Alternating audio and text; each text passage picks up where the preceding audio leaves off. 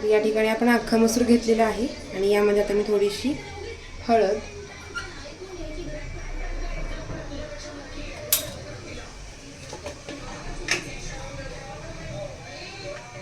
थोडंसं मीठ ॲड करणार आहे.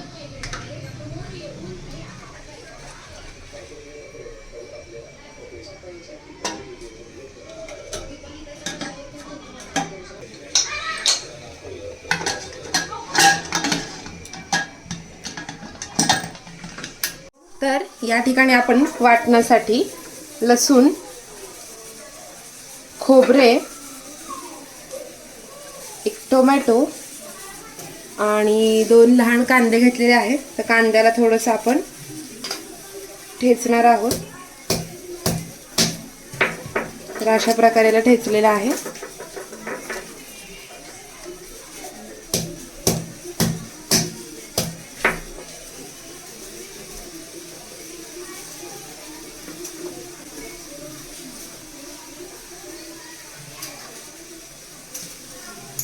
तर याला तर छान भाजून घ्यायचं आहे.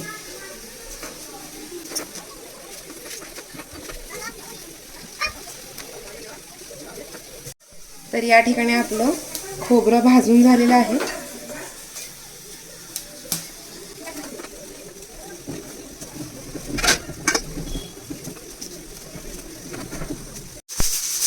तर या ठिकाणी टोमॅटो कांदा सुद्धा छान भाजून झालेला आहे. आता गॅस बंद करते. यामध्ये काढून घेत आहे. तर कांदा थोडासा थंड झाला की आपण या सर्वांचं आता वाटण करून घेणार आहोत. तर यामध्ये आता आपण खोबरे, लसूण आणि आलं ॲड करून त्याची बारीक पेस्ट करणार आहोत.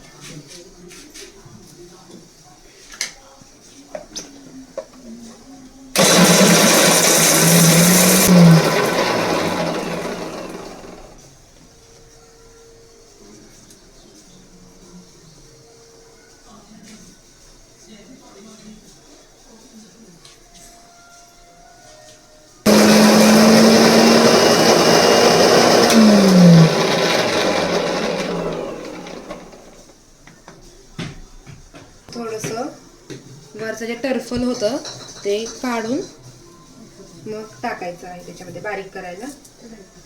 टोमॅटोची सुद्धा ह्या अशा प्रकारे साल काढायची आहे आणि मग टोमॅटो त्यामध्ये ॲड करायचा आहे.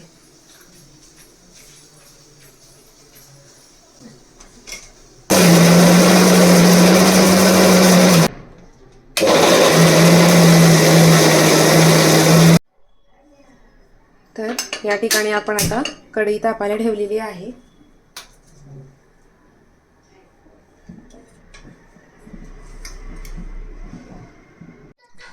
तर आता आपण अख्खा मसूर बनवायला घेत आहोत. तर यामध्ये मी आता तमालपत्र टाकणार आहे. यानंतर थोडंसं जिरं. तमालपत्र थोडं भाजत आलं यामध्ये आपण जिरे ॲड करणार आहोत. थोडीशी मोहरी. याला छान भाजून घेतलेलं आहे. तर यामध्ये आपण जे वाटण केलेलं होतं ते ॲड करणार आहोत.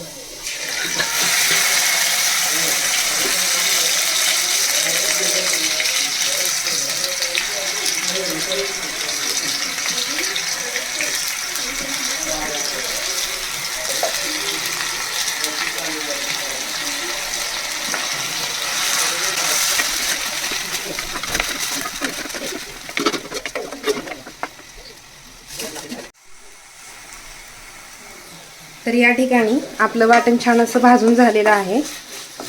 तर इथे मी थोडासा गरम मसाला, हळद आणि आपली लाल चटणी, लाल तिखट घेतलेला आहे. तर आता ती ॲड करणार आहे.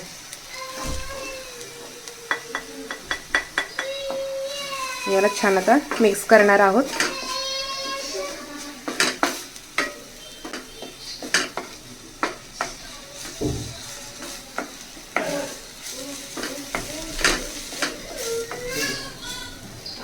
तर यामध्ये आता आपण अख्खा मसूर ॲड करणार आहोत.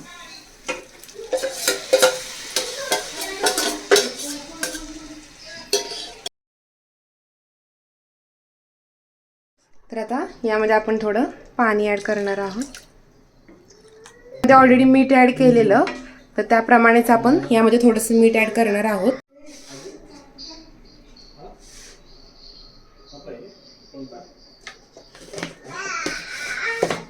तर अशा प्रकारे आपला अख्खा मसूर तयार आहे. तुम्ही सुद्धा ही रेसिपी नक्की ट्राय करा आणि आवडली असेल तर लाईक, शेअर आणि सबस्क्राईब करा. थँक्यू.